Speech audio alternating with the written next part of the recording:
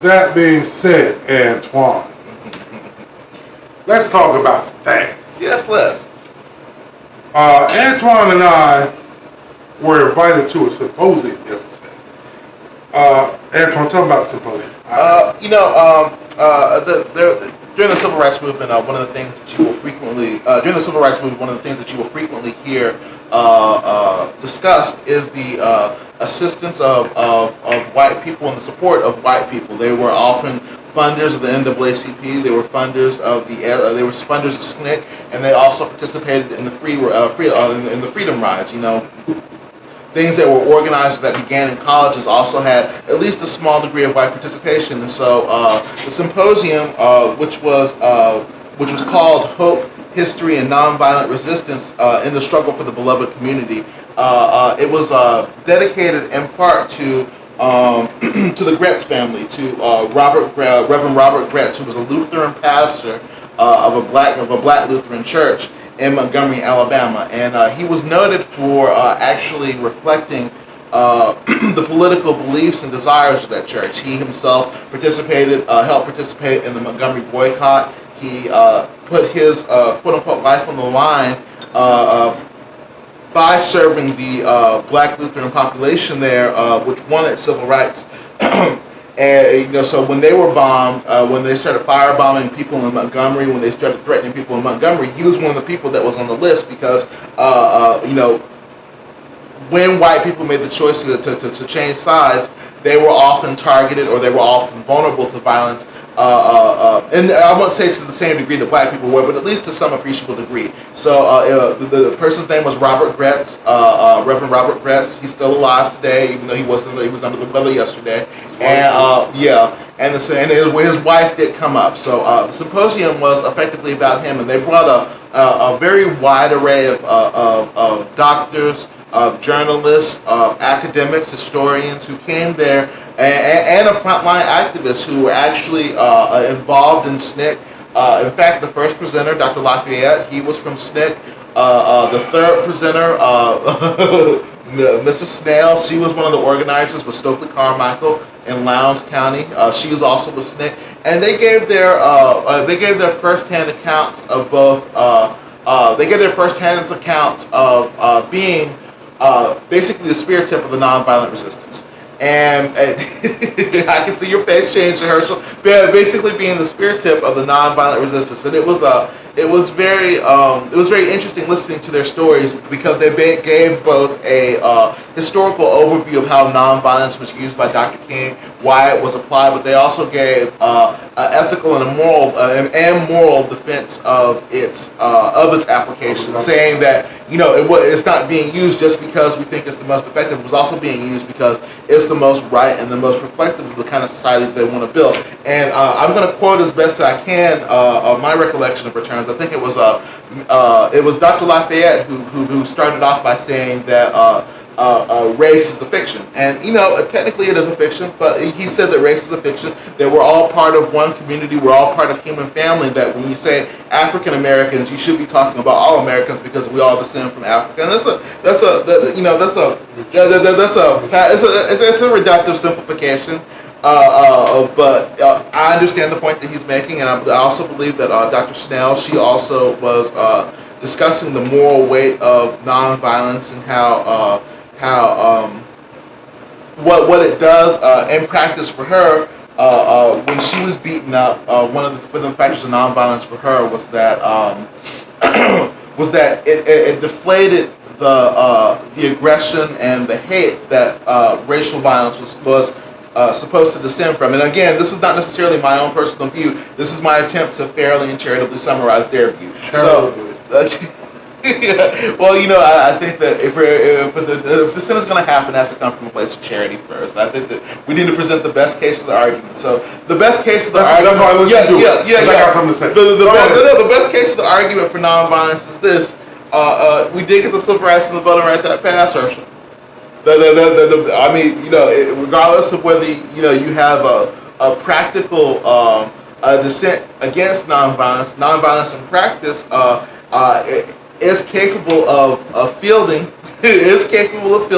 active and visible resistance to state government, to violent state government, and to violent local practices in a way that both responds back and also in a way that legitimizes the people doing the resistance. So, you know, the argument for that is both a practical argument and the moral argument, which is this: nonviolence best reflects the practices taught within Christianity, best practices of love, of peace, and efforts to actually gain these and to reflect these is better practice and nonviolent resistance to nonviolent resistance. And I want to say again that this is not necessarily my own personal view, but it's the view represented, and it's the view reflected, and it's the view articulated by the people at the symposium yesterday. Well, many of the people that we listened to. Yeah. So, I've heard, thank you for the introduction to what we saw yesterday. And I did not use the word Martin. No. I didn't use Martin Luther King's name. But, he was the person who. Let me start off by saying this. Oh.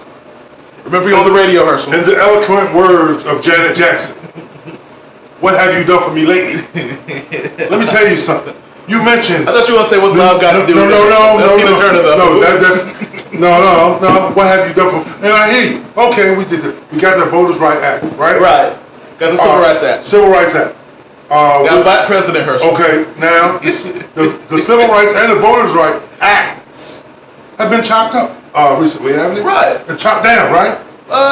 Chopped down. Supreme Court cases have ruled against them and minimized their basis. And there's actually a Supreme Court case going on right now. So you're resting on the laurels of things that happened 20 years ago. I mean, we went from not being able to vote to being able to vote. You tell that to the people in Georgia that voted for Stacey Abrams, who didn't have their vote down. So don't tell me the highest turnout races in the history of hey, wait a minute. There's also the highest turnout of suppression as well. Oh, certainly. So again, they go hand in hand. You have to consider the conditions that we're working at. Okay. Back in the 60s, back during Jim Crow, there were no black people voting, Herschel. Okay. Not in the South. Well, let me do this. I'll let you introduce fairly what we saw yesterday. Let me tell you what I saw yesterday. I saw hypocrisy at its worst. Hypocrisy. One thing I've learned: you want me to get along with the enemy. You want me to turn the other cheek. But the black people that don't buy into nonviolence, you criticize publicly. That's hypocrisy. You want me to love my enemy and turn the other cheek. And that's because I don't. Wait a minute. I listen to you. I'm talking right now.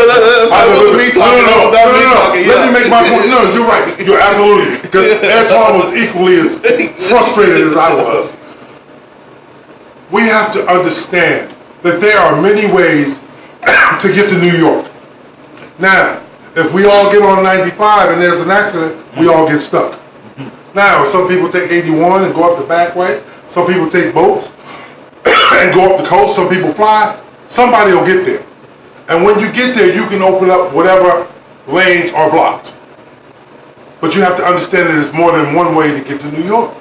And if the goal of black people is our inclusion or our utopia here or our country living up to its promissory note that it gave to us as far as us being citizens here, then we have to respect the fact that we all have different views.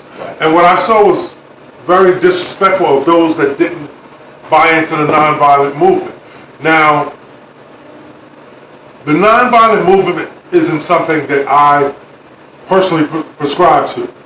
But I respect those that have done it. I respect those that died and in the process of something that they believed in so much that they gave their life. I respect that. I don't necessarily agree with it, and I would never publicly criticize it. I had an epiphany last night, Antoine. I realized why there's a breakdown between the generations. If you don't believe the way that these people believe, they don't want to talk to you. I heard very disparaging things about the youth from people that were young when they started this thing. When they started the nonviolent movement, they were the same youth. Again, we have to understand people. Whether you're nonviolent, whether you're militant, whether you just believe in treating people the way they treat you, whether you believe in self-defense, regardless of what you believe, you are black first. And as such, you have to have the same love that you want me to show for people that are turning water hoses on me. You want me to show them love, but you won't show me the same love because I don't believe what you believe. They turn those hoses on you, and they will turn them on me if they think I won't fight back. We have to understand that we all want the same thing at the end of the day, I believe. So if that be the case, we have to learn to stop being disagreeable with one another, especially in mixed company. We were in a room of white people as well as black people, right? Yeah. Okay. Now, there's certain things that should be discussed, and certain things that shouldn't be discussed. In mixed company, yes. In mixed company, I would Yes. never disparage anyone or anything about the civil rights, about the nonviolent arm of the civil rights movement. I would never do that. Not in public. Now, I would voice my opinion about it if it was just us. Okay. Because that's where it should be. Or if it was directed or predominantly black. Predominantly, right, yeah, right, yeah. Exactly. But what the problem here is, again, I understand much better why our youth don't want to be involved. Because I heard the same crap you heard, Antoine. I heard the same thing that you rail at me about. Old folks always talk about people died for your right to vote. People died because of this. People died because of that. And they're right, they did die. But again, they chose a methodology that was a possibility.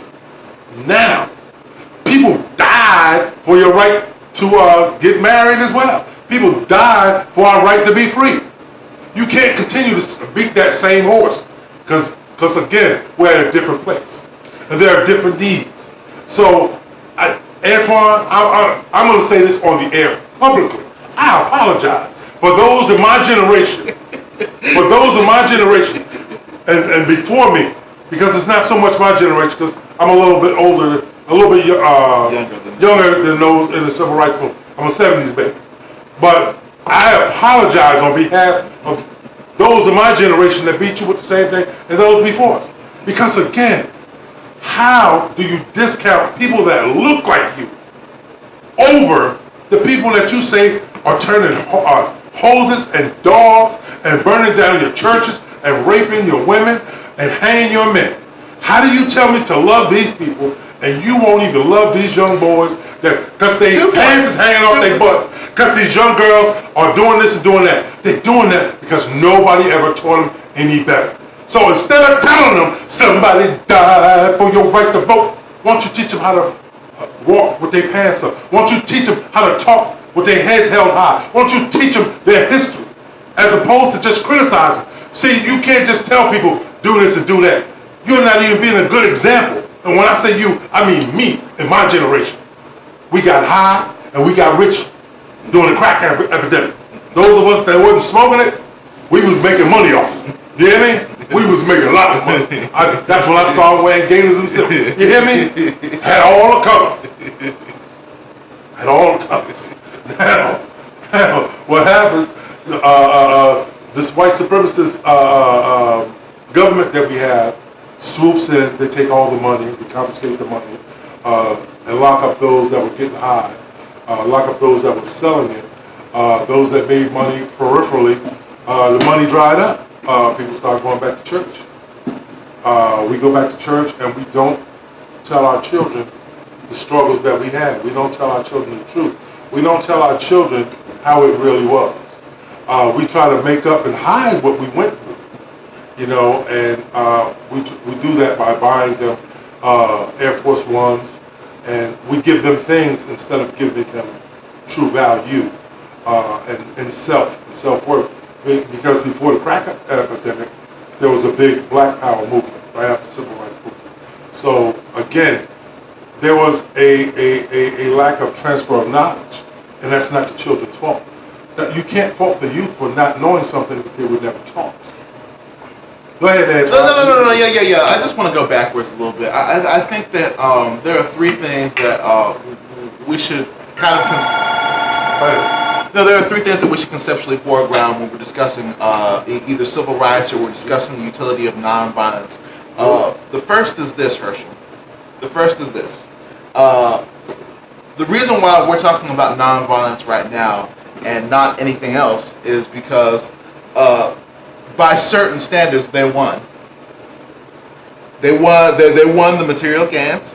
They won the political visibility. Many of the people that were involved in SNCC and the NAACP, they ended up going on to have political careers, being some of the first black politicians since Reconstruction. Almost everything that we saw happening throughout the 70s through maybe the 90s, when you were having first black mayors, first black senators, these were all reflections of gains from the civil rights movement. So the first point is that they won. The second point is their definition of racism concentrates on the dichotomy between love and hate.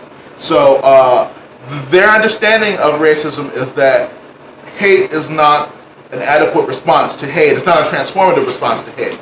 Now, again, this is not my own personal view. I'm giving a full representation for the sake of our listeners. Wait a second. I'm not done yet. I'm not done yet. Okay. Yeah, I got 2 more to go.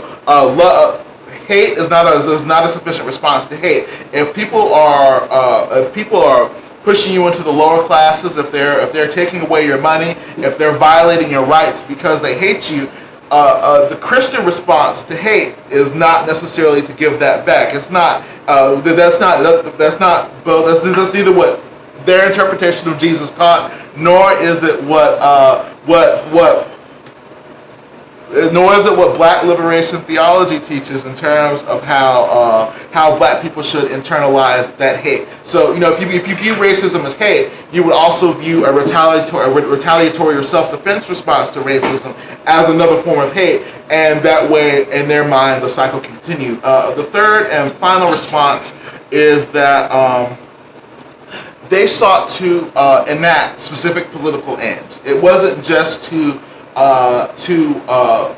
build up or to assist a single person or to make sure that single person can feel secure. It was to garner a specific political change. So if you wanted something called like desegregation, you don't go for what would be beneficial for the black activists in the room. You will go for what would actually move the hand of the white people that actually have the power. Now, nonviolence moved the white people. That's something that I think that we can, pretty much all agree. It didn't move every white person. It didn't even move white people in the South, we can say. But white politicians from John F. Kennedy on down to his son Bobby Kennedy, his brother Bobby Kennedy, they were all people who looked at the civil rights movement and they could not ignore it because their mechanism of resistance and engagement did not contradict what the state would allow black people to do. Black people are perfectly fine with black people getting beat up, but when you have the contrast between the calm, the trained activist, and the unreasonably violent white person, when you're in a Cold War and you're saying you're trying to export democracy, you have quite a bit more capacity to actually placate black people's claims than you would if you ignored them, trying to be a beacon of liberty and also ignoring Jim Crow. So, again, these dynamics combined and gave them something approaching political leverage. It wasn't about whether or not you can actually effectively defend individual black people. It wasn't an individual thing. It was just about making sure the purpose. And I just want to point out that the steps to nonviolence resistance, there are 6 steps before you get there. I just wanted to just go through them real quickly. The first step is information gathering. You have to be able to understand and articulate the specific issue in your community. That's why one of the best things that SNCC could do, they had a research on before they went into a place. They made sure they did full demographic research. They made sure they knew who the politicians were, and they made sure they knew how they could be targeted. The second part is education.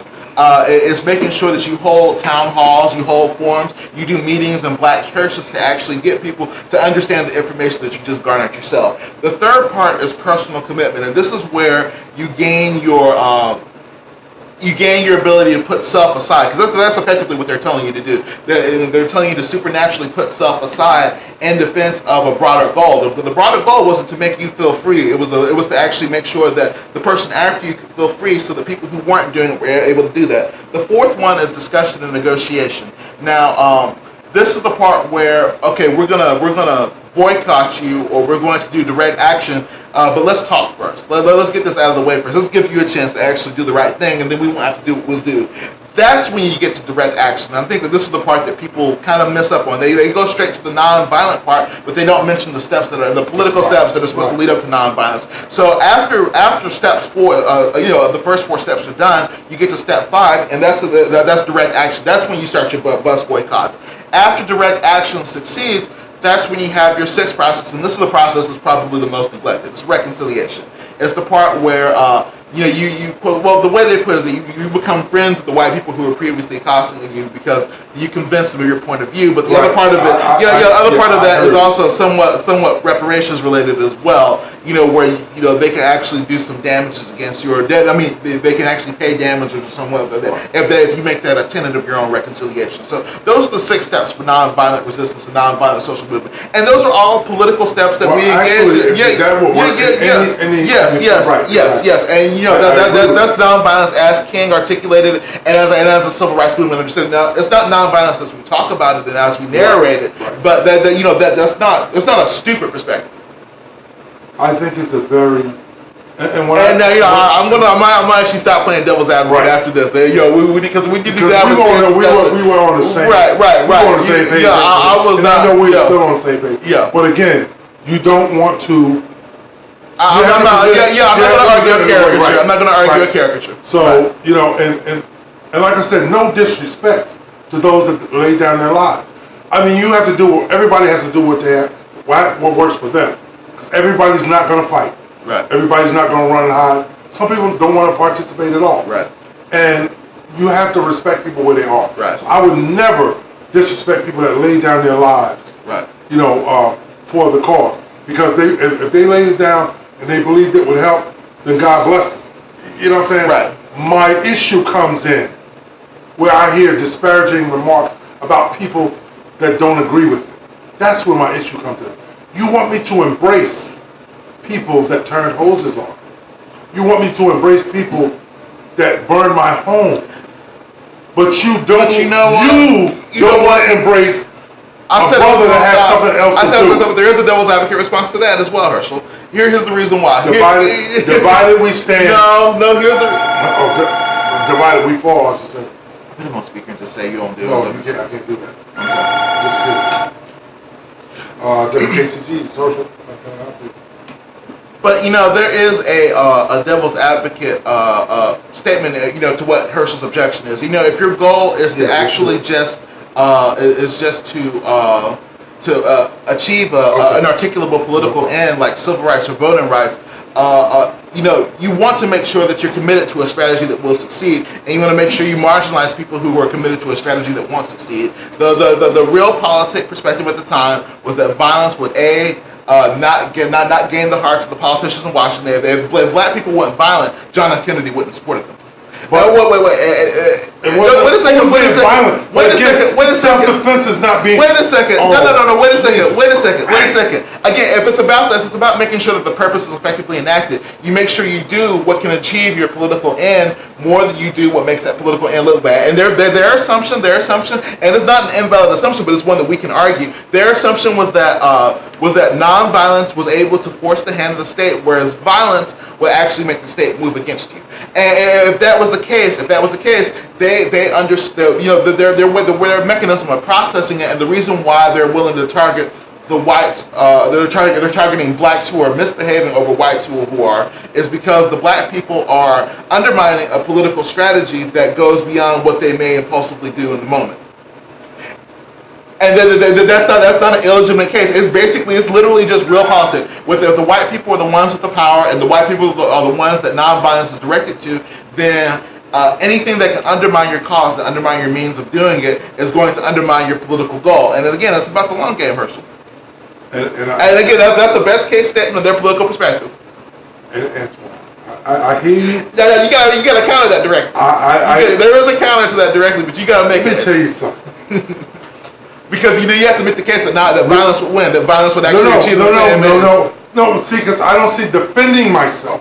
But you see, again, it's myself. It's myself, though. No. Voting Rights Act and Civil Rights Act covers all black people. Yeah, but listen to me. Your self-defense doesn't. No, when I say myself, no. The nonviolent movement was just like you had the Nation of Islam and other groups that said we won't be attacked. We won't treat people the way they treat us. If you hit me, I'll hit you back. Now, it goes to your argument about a police force.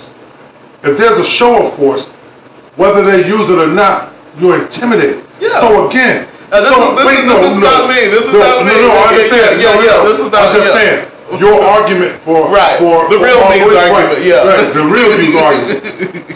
So they proved my case. They proved your case for that because again, you didn't see the violence against black people as much in the North, or where people didn't where people wouldn't just. I don't know about all that, Herschel. There weren't as many lynchings. There weren't as there were race riots. Yeah. There were really bad race riots up in Chicago, Oklahoma. What's a riot? People fighting back.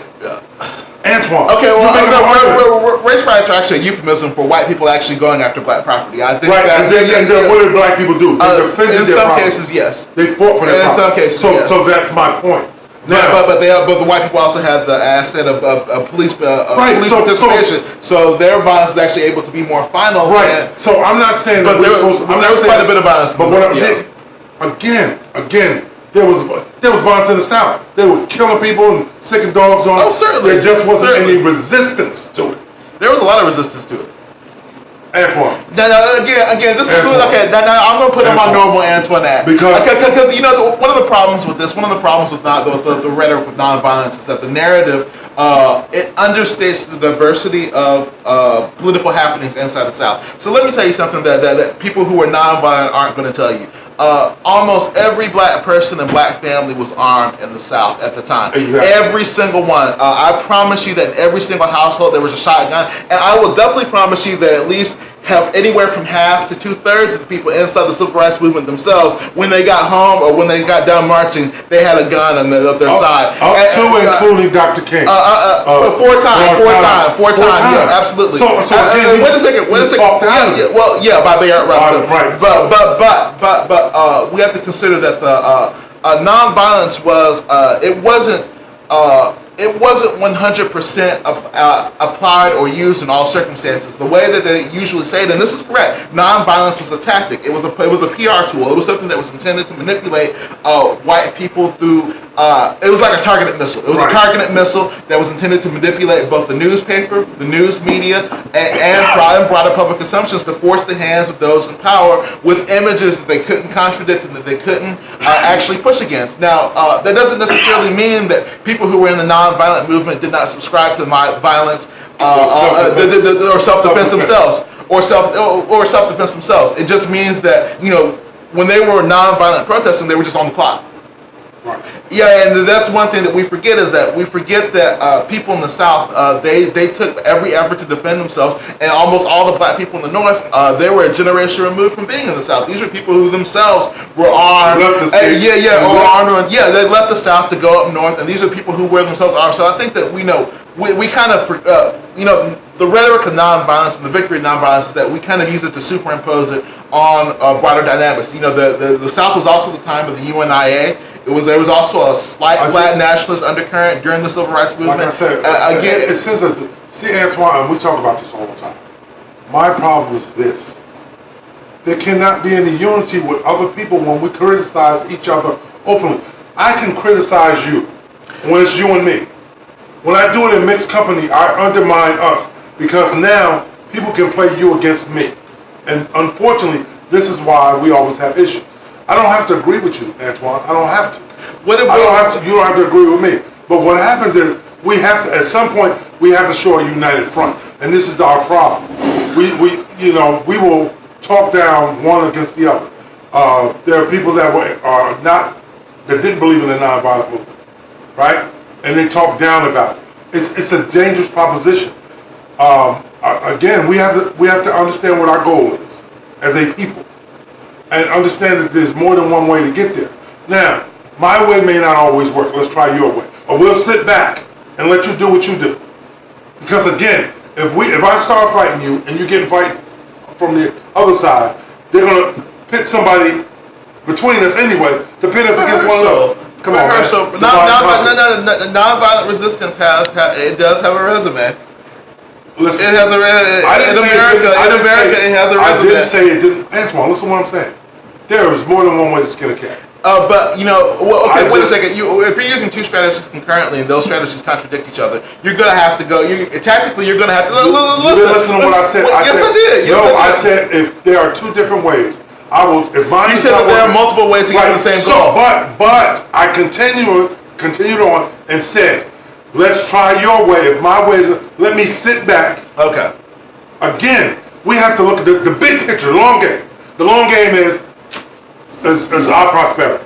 So now, you say, listen, we're going to try this nonviolent thing. Give me a minute. They'll talk to us. So what I do, I take my militias and I say, we're going to sit back and we're going to wait. We're going to wait. Because if it works, you will write. Okay. But if it doesn't work, you have to be prepared to see again. You said, just like you said, you have to be able to walk and chew gum at the same time. Definitely. Now, just because I don't agree with it doesn't mean it won't work. Now, I'll give you a chance to say, okay, Antoine, you do that. We'll sit back and let you try that. If it works, there's no need for me to do what no need for me to, go on. Okay. But again, we have to.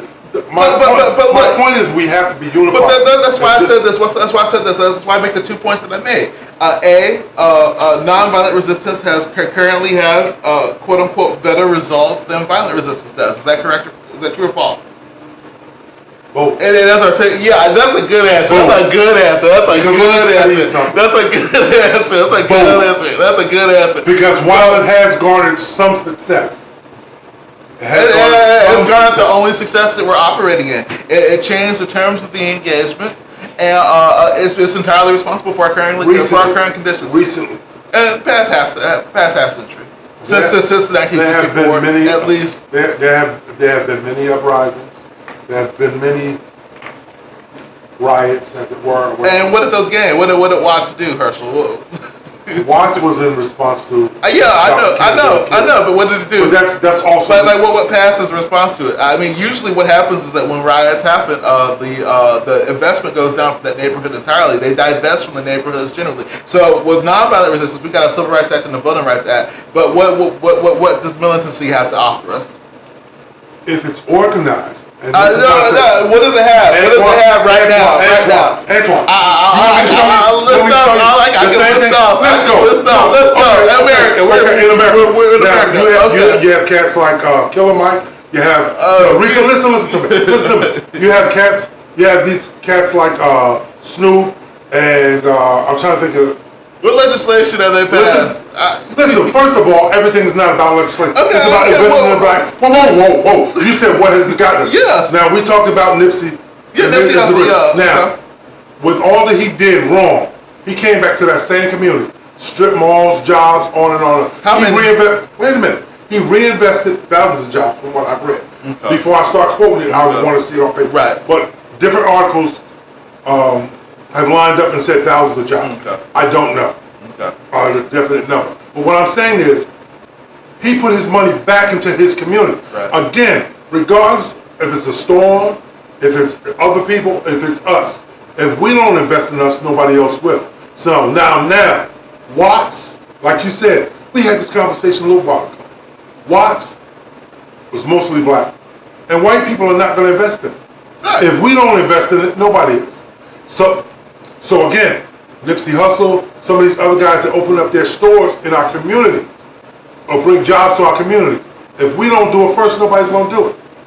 Nobody's going to do it. How come, Antoine? Let's talk about this. Since you asked me. Yeah. Now, you can go just about anywhere, right? Any major city, find a little Chinatown, right? A little Italy, a little Koreatown. What do black folks have? Huh? The Baptist bottom, the hood. What's missing? You made this point to me. Yeah. So again, I'm making a point to you. Now you gonna argue against it? Antoine, again, when you don't invest in your own, nobody else will. Again. So the same way in our community. Don't get mad because the Koreans come in. Don't get mad because the Arabs come in. If we had our stuff, we can supply our own. I remember when I was coming up in a black neighborhood, we had black store owners. We had a black grocery. It was a black neighborhood. We didn't have to go to ShopRite. We didn't have to go to Pathmark. We could go to Maple Avenue in Hillside, New Jersey and shop at Beamer's Grocery. It was a black grocery store. Lloyd and Amanda had a candy store and sub shop, black owned. the barbershop, Mr. Stanford. You didn't have to go outside the community for anything. You go back in the Baptist Bottoms, it ain't a store back there. It's a car detail shop back there. it's a car detail. But so again, when we don't put things in our community, other people will fill that vacuum. Again, where are the black towns? Where's Little Africa? Huh? Where's little Brown Town? Where's Chocolate City? Name me a city. You know, there are some. So I won't say that there are, but those are the communities that are thriving. You even told me about a place in Mississippi. Yeah. That have a co-op going. Yeah. Again, they invest in their own. It works, Antoine, but it only works when the people buy into it. And the problem is we cannot be fighting in public.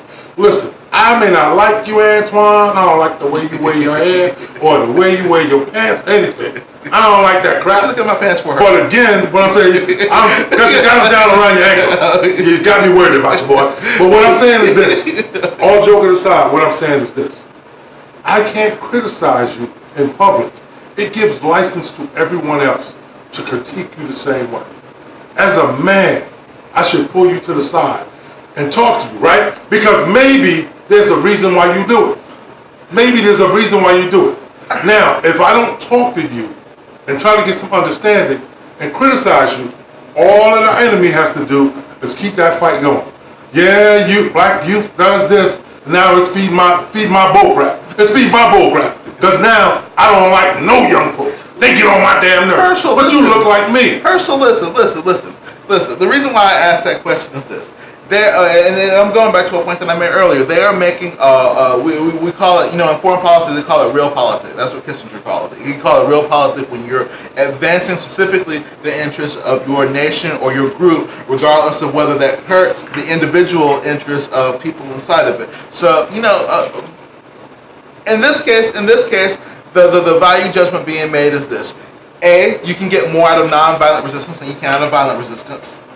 B, because of the media and because general politics will discuss black people in a uniform light, any kind of thing that feeds on white fears will be universalized to the broader black community, because nonviolence and violence, those are entirely contradictory truths. But if they only present one, and if they only prioritize or foreground their own fears, if you're violent and militant when they're trying to be nonviolent and they think nonviolence is going to get more, the media was only going to cover the violence, and we've seen that happen time and time again. So you're at a point where we're not having a personal discussion, we're having a tactical discussion, we're having a strategic discussion. Okay. And wait a second, no, wait a second, let me finish, Herschel, let me finish. Yeah, I can't wait. Let me finish, I'm doing my best.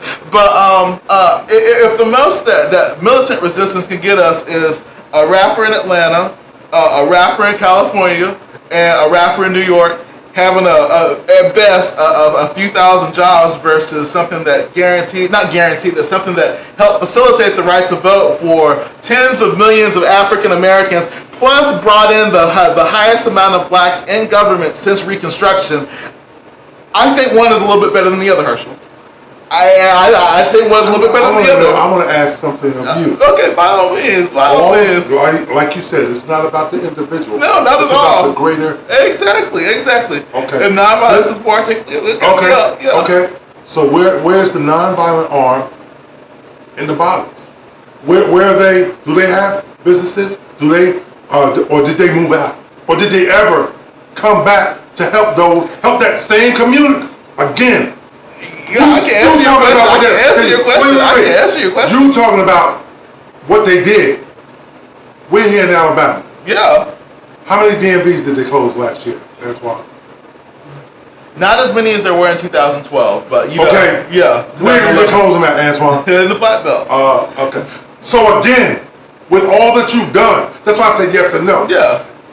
You can't stop and cheer because you want to. Even the halfway is more. Again, this is the problem. You want to rest on a battle. The war is still raging on. And again, we can. If you want to really convince me that it works, you also have to reinvest in those that don't believe in it. You have to create some jobs. Again, don't tell me about voting when I can't even get an ID to go to vote. We have to be more cohesive. I don't have to agree with your tactic. like you said, if it works, you have to also reinvest. We had this conversation yesterday. Herschel. Where's the Where is the reinvestment? You're preaching love white folks. How you feel about Ben Carson, Herschel? Say what? How you feel about Ben Carson, Herschel? Ben who? Yeah. How you feel about Steve Harvey, Herschel? Oh, you. No. Listen, but that's the comparison I'm making. The way that nonviolent protesters and the people in the nonviolent movement are portraying people who are militant is that these are people who But what is militant? What is militant? Because I won't allow you to kick me in the mouth without kicking you back. First of all, watch your mouth. Don't call me militant. I'm a grown man and I have a God-given right to. Why is it when black people defend themselves that they're militant? That's a book. Just because no. Let me tell you something. I don't care. You told me your words. Yeah. We have to change our language. Don't use that word. We are not being militant because we stand up for our God-given right. I demand my right to live on this earth because God gave me this life, not white supremacists. And if you hit me, Antoine, I'm gonna hit your ass back. That's the way it goes. You too big. You gonna miss.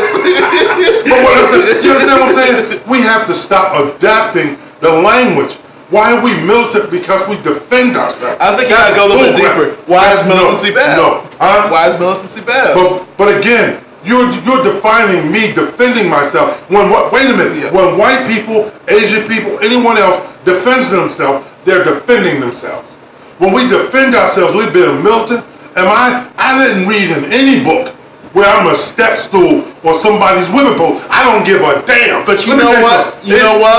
That rhetorical flourish, which is precisely the rhetorical flourish that newspapers will use against you or use against any evidence of self-defense from black people, is precisely the undercurrent that people who are nonviolent protesters are working with. If you're in a society where anti-black, the threat of blackness is amplified in the broader media environment, your tactic will be rendered absolutely effective if there's any kind of visible misstep. I remember there's somebody that I know that used to work at the King Center. One of the things that she said that they did is that they did have quote unquote people who were either armed or pro self-defense inside their protesters. What they did is that they put the nonviolent people on the outside and smushed them in on the inside so they couldn't be represented in pictures and in the protests themselves, Herschel.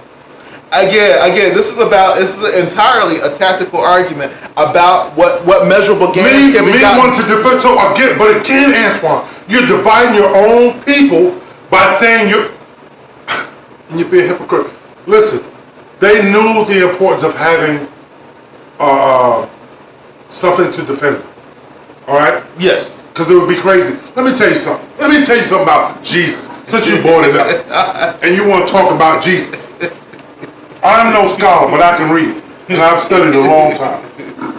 When Jesus hit the road and was looking for some people to take with him, who did he take with him? Did he go get the priest? He got some Levi's, Herschel. He got a tax collector who was a thief and a liar. He got the gunmen of the day because some of them carry swords. That's right. You understand what I'm saying? Jesus did not go anywhere where he was not welcome.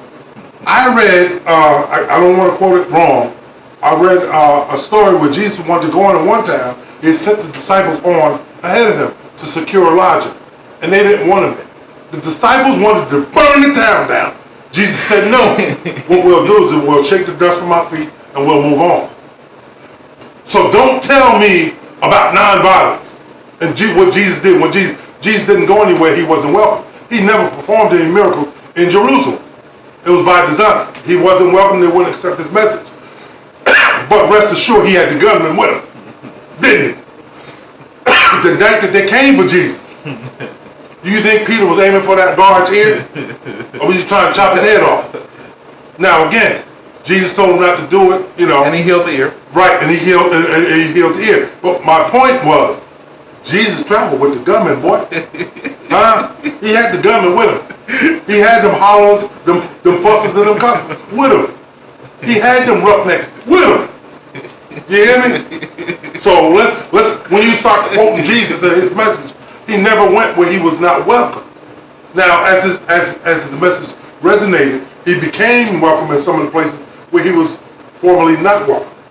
So again, there was still unity amongst the people that believed in Jesus. And this is the same thing I'm saying about black folks. whether you agree with with the tactics or not. But like I said, I have the utmost respect for anybody that's going to fight to better us. I don't have to agree with the tactic, but there's so many people that are doing nothing, and there's only one result when you do nothing, and that's failure. I'm not saying that because again, just because the disciples carried knives doesn't mean they can defeat the Roman army. You feel me? Right. So again, being aggressive would not suit them. It wouldn't help the cause, but they would never attack either. You see what I'm saying? Now, just because I choose to defend myself or say that I'm not going to, see, just me saying I'm not going to allow you to abuse me is a deterrent. Or it'll give you pause, or you may say, well, I might really have to fight this joker, so maybe it'll be in my best interest not to bother him. You see what I'm saying? See, we let people dictate this narrative. Just because I don't want to be a nonviolent or a passive actor doesn't mean that it's wrong. It just means it's not for me. Now, if you can show me that it works, I'll sit back and let you do what you do, because I'm quite sure that all of the monies that were given weren't given by people that agree with the tactic. They saw that it was working. So wherever King, there were very few places that King went where he wasn't welcome, north or south. You understand what I'm saying? Does that mean that everybody agreed with it? No. It means that he was doing something and it was working. If you burning it down and it's working, then I'll support that. But if it's not, we got to try something else. My point is this. We have to stop allowing outside forces to make us act against one another. If I disagree with you, Antoine, especially in a day like today, where you can find somebody on Facebook, listen, I need to highlight you, hustler. If I don't believe in something Farrakhan's saying, it's 2019, I can find a way to get in touch with them and say, well, we're trying to do X, Y, and Z. Can you please? Because I don't want to do this out in public and disagree with you. You understand what I'm saying? Because as long as they can make us not like anybody in our group, we are failed. Because one thing I have said, white supremacists will fight each other until it comes down to us. They put aside their differences, and they stand up and lock step against us. Why can't we do the same? They don't all see eye to eye. Some of them are very extreme. Some of them just... The reason why we don't do the same is because when you have power, it's much easier to unify around a single response. Whereas when you don't, they're... well, that's how they have power. That's how they... No, it's not. They have power by numbers. Because they unite behind... No, because it's a regional geographic. If you're in a place, they outnumber us by at least 140 million, Herschel. And actually, it's 240 million, my bad. Yeah, right. It's 240, right. About 13 million. Yeah. Now, but again... And we have 40 million people, they have about 200 million, let's just say 200 million around that. But if by geography you outnumber us, then you don't really have to do much to actually pacify us. But you're assuming that, and again... That's why they can unify behind single responses. They have the levers of the state, they have the concentration of weapons, they have superior numbers. And again, when you're in an oppressed category, you can't afford to take a risk and be wrong, because a misstep might end up being fatal. Existentially fatal for your people. And again, all the more reason to respect one another and show a united front. Because we're already outnumbered. Now, just because, Antoine, I don't agree with you, am I going to let somebody do something to you in the streets? No. Yeah. You understand what I'm saying? Yeah, I do understand. And I'm not going to raise a hand. The other side of the token is this. How do you feel about people who are anti-reparations? How do you feel about people who people like your Clarence Thomases of the world? How do you feel about people who are anti any effort to actually invest in black communities, saying that we don't work hard, we sag our pants, we're always shoot? How do you feel about the Uncle Ruckuses of the world, Herschel, of which there are very many inside and outside the community? Like, again, I'm not saying that people who are pro-self-defense are equivalent to Uncle Ruckus, but I am saying that by the perspective of people who are a part of the considerably more successful nonviolent movement, they are looking at other tactics as tactics that are against what our actual interests are and what the best way to enact those interests are. I think that you can have a vision for the people. You can have a vision of how to politically succeed for the people, that the actual people can contradict and can mess up. And when they contradict and mess up, you do what you can to euphemize it. You euphemize your Uncle Ruckuses. Now, I I've been told you. Look, what I say, when you have, but again, it's real politics. Real politics. But the things that you do, you don't do in public. You understand what I'm saying? There, listen. Take a page out of the powers that be. All these mysterious deaths, the enemies of the state, that speak against certain policies in the country, that mysteriously died. I remember under one president there was someone that was speaking against them, and mysteriously committed suicide. No, again, the Ben Foster thing is a conspiracy theory. We shouldn't. No, I'm not talking about Ben Foster. Okay. That's very much a conspiracy theory. No, I can go back. I mean, there are people that were against Clinton. There are people that were against the Bushes that mysteriously that died under. I would be very careful about that. I would look for very. I would look for. But again, I can't. Again, when people all of a sudden die. We got too many political prisoners for to require that. But again, they try to take out Castro because covertly. And what I'm saying is this: things that you do, sometimes things that you do have to be done covert. You don't air your laundry. Listen, like you said, yeah, you're right. I take Uncle Ruckus out back and he just disappeared. I don't need to criticize him publicly because it'll drive a bigger wedge. What I'm saying is nonviolent, and you're caught. If you're caught disappearing somebody, you would also mess up your own movement. But they have fewer options than you do.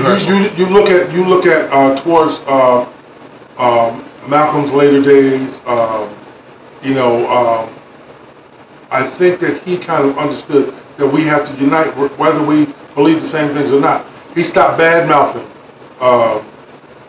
civil rights leaders like Dr. King. And I'm merely saying to you is we have to agree not to disagree in public.